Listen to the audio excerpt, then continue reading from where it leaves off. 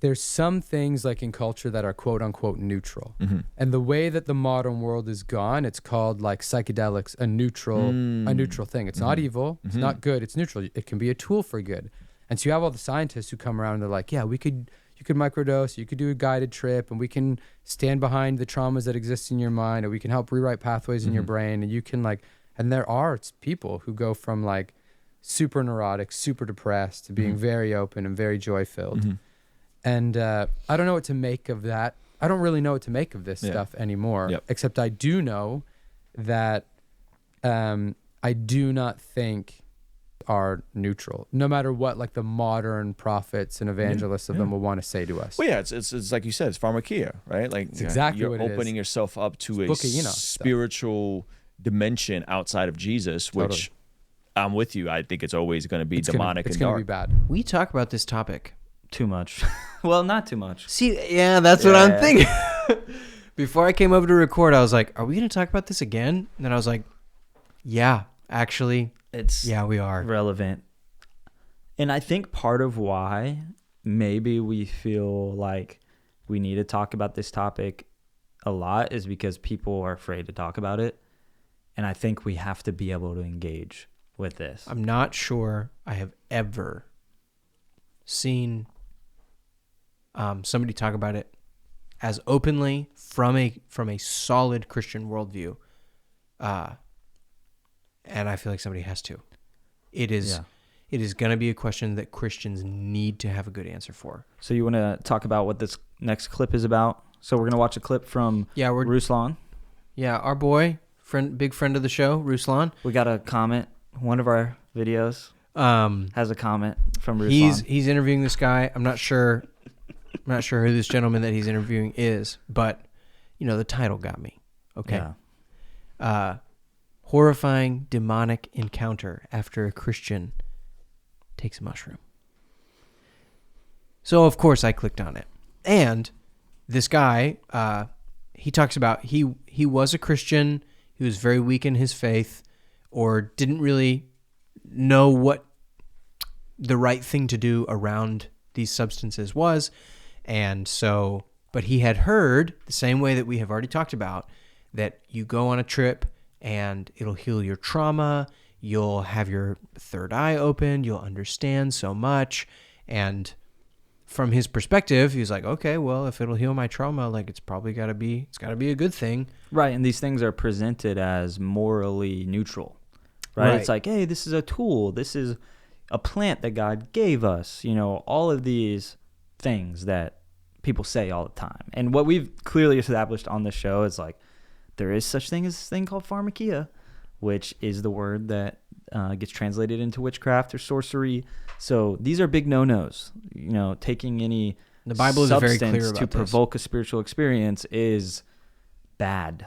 The Bible is very clear about this. So, and I think bad for some of the reasons he's going to talk about is that it's a deceptive thing that gives you a false power and a false clarity and a false idea of reality. Yeah. And so exactly, part of the reason why I wanted to bring up this particular clip is because he talks about all the good experiences that other people have. And on his trip, because he had a Christian background, he recognized that the Lord was speaking to him through this experience.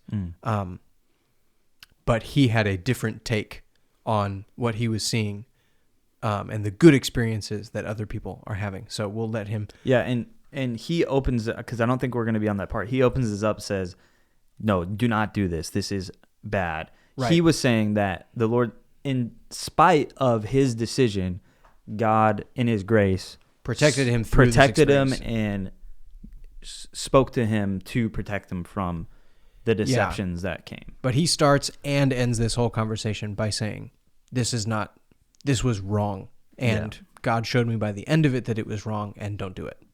So just clarifying point on that one. Public service announcement. So I'm pulling out these vegetables, and then there's all these like mannequins around, and they're like kind of crackling and stuff. And the idea that I like am overcome with is like, taking stuff up from the ground, and I'll just like sell it to these mindless drones. But they're all cracking and falling apart. And then the vegetables, so like moth and rust, they start cracking, falling apart.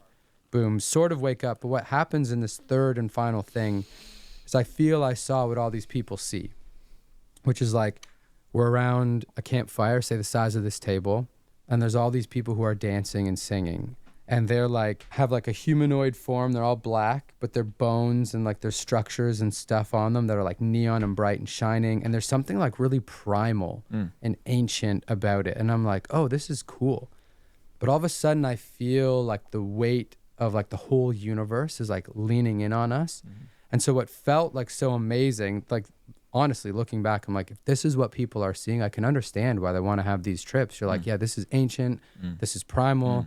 They're telling you can be in the city and have the power. You can have sex and find like orgasmic joy, and you can make a ton of money. And then you get to go around the campfire at night and sing and dance and whatever. So I stood up in this little dreamy thing, and I put my hand up, and I touched the edge of that universe. I was like, oh, this universe, this way of being is in like, I'm 5'10". When I reach up, maybe maxing out at like a 7-foot reach or whatever. I don't know. I don't have that short arms. So if people Google this, be like, I don't have tiny arms. And then I rip through, and it's just this bright blue, infinite expanse. And then I sit up and I tell my wife, I was like, that was the worst thing that's ever happened. And I thank God in his grace, like gave me these little visions of like the city was alive and frantic. Like the was writhing worms. Moth and rust is going to destroy this primal new age movement that you think is ancient and going to satisfy you. It's like the size of this room, and God's like, I want to give room for good things to run wild. So that there was the worst. Like, people do not do drugs. You don't need that to save you. This was like literally me at the garden being like, I'll save myself my way. And I think God in his grace didn't let me go down the path. When we're trying to frame up what happened to me with my lungs and my health, part of it is like narrative building. You want to just figure out why. I mean, the way you describe that trip makes me never want to Bro, do drugs. I'm telling you. And I've never understood that, because you're not the first like Christian I know that's like dabbled in that stuff. And I've never understood it. Like, I guess I'm just like in a place where all that just sounds horrifying. Yeah. And I have enough of a spiritual discipline that like I don't but yeah, there's been multiple Christians that described similar stuff. Well, like what you have, I think, is like there's some things like in culture that are quote unquote neutral. And the way that the modern world is gone, it's called like psychedelics, a neutral thing. It's not evil, it's not good, it's neutral. It can be a tool for good. And so you have all the scientists who come around and they're like, yeah, you could microdose, you could do a guided trip, and we can stand behind the traumas that exist in your mind, or we can help rewrite pathways in your brain, and you can like. And there are people who go from like super neurotic, super depressed to being very open and very joy-filled.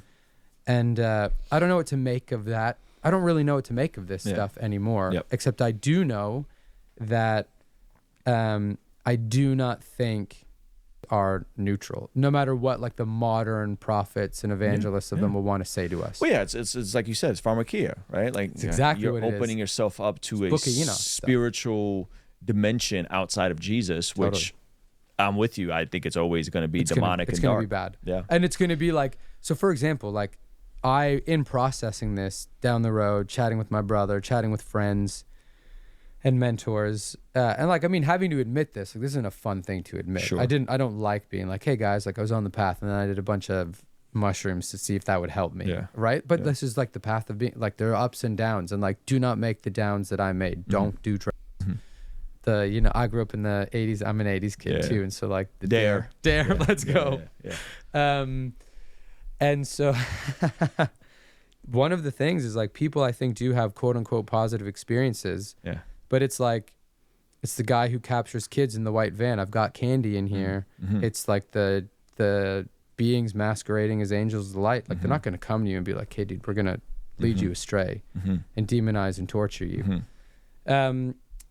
So like my vision of it, I think that was a season in my life where I was in between, where I was like apathetic, where like my spiritual walk wasn't tight enough that I let I told myself the little lies we all tell ourselves. We tell ourselves these little lies will save us, or this isn't that bad, or this will be okay, collateral damage of no one, whatever it is. This was one of them. It was just a doozy of a little lie that was like a big lie. Hey, thank you so much for. Give me your thoughts. Man. Yeah, I agree. They're not neutral. I don't think that they're neutral. I think it's just like, it's the Trojan horse. It's like, oh, here's a gift. This will really help you. It's like, take of the, what is a better analogy to the fruit in the garden? Like a very real representation. And, my opinion, I think it's like, it's sorcery, and it's a replacement of the Holy Spirit. So the role that the Holy Spirit plays is what people use these substances to do. But what you were bringing up is what Joe Rogan and all of these guys say is that it showed me the secrets of the universe, and it showed me the gears and everything behind That's reality. what I wanted to ask you is, what's up with the positive experiences that people have?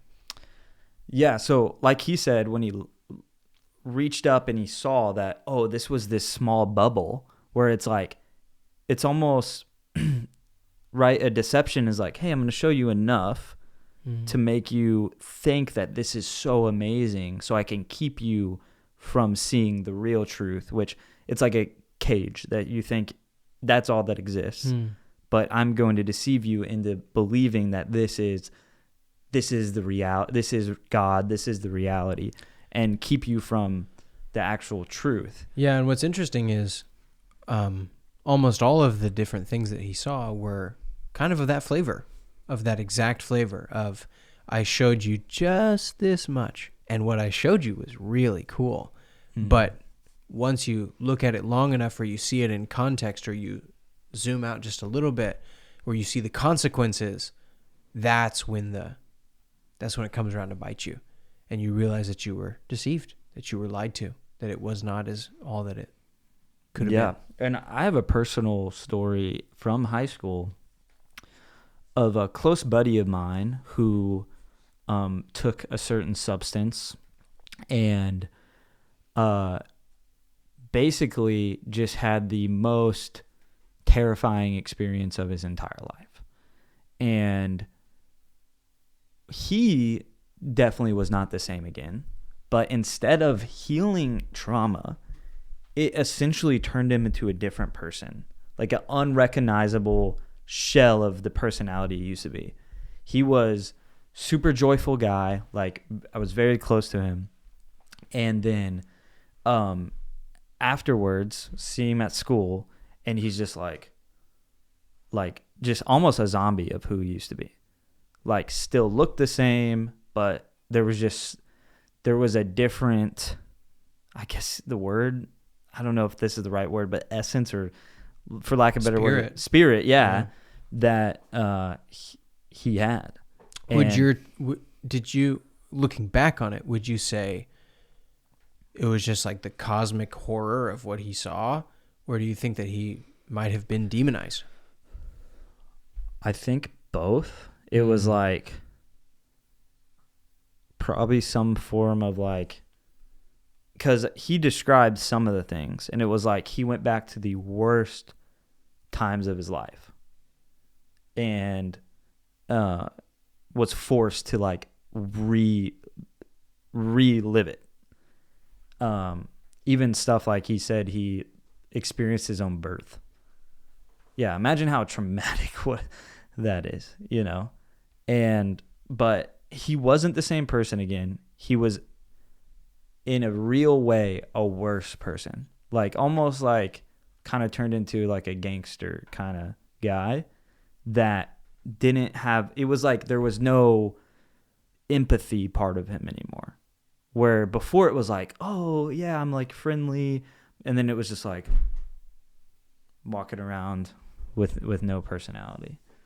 And yeah, it was quite obviously a demonic experience. I'm not sharing all the details because I want to protect some of it, but So, you only, the things that you really see on Joe Rogan podcast and is only the positive stuff. Although there was a guy that went on there that talked about how he was in a psychotic, or I guess that's what it's called, but like he was stuck in a trip for like 3 years. He went on Joe Rogan and talked about it, where he was like, it was terrifying. I couldn't get out of it. His mind was just stuck there. And he couldn't do normal life. Imagine for 3 years just being stuck. Stuck where? Like what was he experiencing? Like everything moving for a whole like 3 years. And yeah, That's terrible. yeah. I want to ask you about, so I guess part of the point is it's not all happy slappy. You get sucked in with really the positive experiences. Oh, you'll feel like you die, but then you're free and you experience all this beauty and blah, blah, blah. It's not all positive. No, there's multiple ways of how it affects people to end up in a bad place. So like the positive experience I've seen, because it's, I'm from Austin. In Austin, this is like the thing, right? Where it's like you combine this with like owning a business and doing the fitness thing. And it all technology. Exactly. It all comes together to make you the optimal human, and it's all about your personal flourishment. So, like he said, you're making lots of money. You get to do whatever you want. You are fit. You look good. You like, and you know the secrets of the universe through this substance. Yeah, and for whatever reason, these substances lead you to hedonism. To being obsessed with self-gratification, where it's like that's the key of the universe. I am awesome. I am the best thing ever that's ever existed. I am God. We are all God. This is amazing. I need to do things for me. Instead of what the Christian ideal is, I love other people above myself. Yeah. I do things in honor of God. I do the right thing no matter what I feel. Yeah. Part of when I first sent this to you, part of my thought was that whatever he was describing, kind of that primal, or people describe, geometry or the secrets of the universe and stuff like that. Or we could go back to the other episode that we did with, not Jim Carrey. Perry. Rick Perry. Rick Perry. Jim Carrey. Jim Carrey. Rick Perry. I believe it with Jim Carrey. Like that guy who was like, it was so beautiful. It was the most God's love. You know what I mean? Yeah. I think if you were to see how amazing God's creation is, to have the veil pulled away like that. To see how God designed creation. And to see the material world from the back end. Yeah. And everything behind the material world. The truth, the spiritual, the love, the beauty, the real beauty that God has built into this material world, his creation, everything below him that is part of the created order. To see it working, to see everything that goes into it is an amazing, transformative experience. Of course it would. To have your mind opened to wonder and beauty at how amazing the world is. Yeah, of course it's a transformative experience. But the point is, in Romans 1, that's how it starts. If you think it could be seen. Oh. No, thank you, Siri. That's how it starts in Romans 1. Yeah.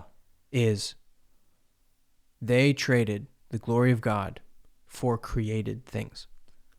You take your eyes off of God himself and onto the beauty and wonder and amazement of the created world. Mm-hmm. And even to look at yourself and say, I am amazing.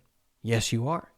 You are fearfully and wonderfully made. You're created in the image of God. You're the crown of all creation. You are the best thing that God made.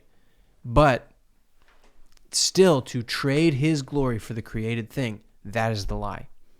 That is the first step down the path of lies and hedonism. Yeah, what I have noted down here is still idol worship. And we talked about it. You mentioned the trees, the me's, and the bees. Right. If you go... Everything is God. Everything is connected. Everything, me, you, me, the tree, the flea, the bee, we're all God. We're all amazing. Even to say everything is God is still to make the created thing an idol. And that is the first step in Romans. Normally when we think about idol worship, you think about like a stone statue. Or even in a modern day scenario, people idolize money. Like you can't serve both God and money. But you're saying even this, so these substances will give people spiritual experiences, and it may or may not be actual reality they're seeing or looking at. No, I'm saying if you do have your mind open to real reality, you have an amazement at how awesome the created order is. So, but what you're saying is people begin to worship that. Yes. In a sense, instead of seeing that God is so much more than that and has so much more for us, that the created order is a small, pardon the pun, but a small order compared to and I think that was exactly his point, is this is cool, this is amazing, this is powerful, there's so much going on here. Oh, wait. Oh, compared to all that God is and all that God has in store, this thing is finite. Yeah. Even the beauty and awesome wonder of the created order is nothing in comparison to the one who made it. And the irony is, instead of worshiping a single part of the created order, a wooden statue, a stone statue, a pillar, a blah, blah, blah, you worship the entire created order, the universe, but it's still too small. It is still a created thing. And it won't satisfy. And it will not satisfy. And that is the first step in Romans 1. And you're only going to go downwards from there. And maybe we'll just add the other part. People really do see the created order and the secrets of the created order, which is real and powerful, but still alive from the enemy, because it is not to be worshipped over God. Yeah. And then the other side of it is, well, and they probably present it, the spiritual beings that are taking people down these paths are probably presenting it with a lens, a delusion lens. Like, there's no way to know that you're seeing the full reality of what you're looking at. Maybe they're just showing enough and they're presenting it this way. It's like when, you're not lying per se, but you are, just presenting certain parts of the truth purposely to manipulate. It's still wrong. It's still a lie because you're leaving out certain details. It's like when someone retells a story from, the whole idea of in a disagreement, there's always three sides to the story. Their side, your side, and the truth. Yeah. And so the way that the information and this, they see these visions are playing out may just be this, to truly study Satan's temptation to Jesus, and especially that one, here's all the kingdoms of the world. Right. I'll show you everything. I'll make you ruler. And you can have it if you'll worship me. I don't think that was bogus. I don't think it was a lie. I don't think it was a trick. I think it was a genuine, straight up offer. Well, because it was rightfully his in the first place. But that is the trick. And it was just, hey, let's jump over the whole part where you have to feel pain and go through all this. Like, don't you know that you deserve to rule? What the devil is showing you, what the devil is offering to Jesus is real. It's not fake. It's not a lie. But he is, that is how sleight of hand works. That's how magicians and tricks work, is I draw your eye away from the real thing that's happening. Right. And that's really happening. But if I can draw your eye away from the real thing, and that was Satan's whole trick to Jesus, is all the kingdoms of the world and their glory. How enticing, how amazing, how grand, and actually... in one of his weakest moments. And actually it is still too small. God's plan is so much bigger. And but the devil could try to get your eyes off of it, onto the thing, to pull your eyes away from the real thing, onto something else that is real but too small. Not all that God has in store. And that's the same. Bro, I just realized that's all Satan has to offer, because that's what God has given him. Hey, for this time, this present evil age, go ahead, rule this place. And it's like, but God is the ruler over all of creation and more. Yeah. And it's like, but Satan has the earth for now. Yeah. So it's like, it makes sense that he has that's the only trick he has, you know? You could sell your soul to him, but he doesn't own it all. Yeah. He does own something that he could trade you for it, but he doesn't own it all. Makes me think of the present evil age kind of analogy where, and I bring this up a lot, but you know, and it's not a perfect example, but this is at least how I think of it. When Adam and Eve felt shame for the first time after disobeying God, not trusting him, taking of the fruit, it was like the perfect 4K TV picture going down to like 120p or like 420p, whatever.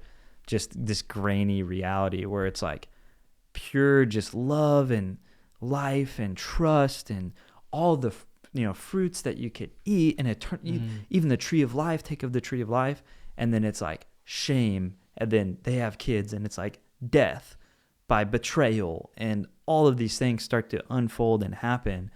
And it's like, yes, you can worship the present state of creation, and that's what it seems like these things lead you to, or the demonic entities lead you to.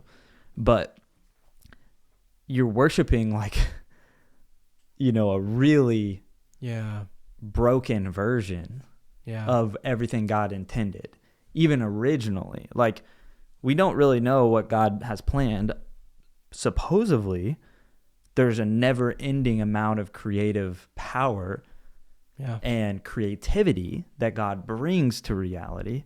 And so when we step into the age to come, into eternity, who knows? It's like God, he's God. Yeah. Never-ending goodness. So he's obviously, I think at least, this is not what the scripture says, but like he's going to keep creating, and things are going to get better and better and better and better and better. Yeah. And it's like to choose something it's like choosing a broken TV on the side of the road. It's like, dude, with the that antennas. looks so awesome.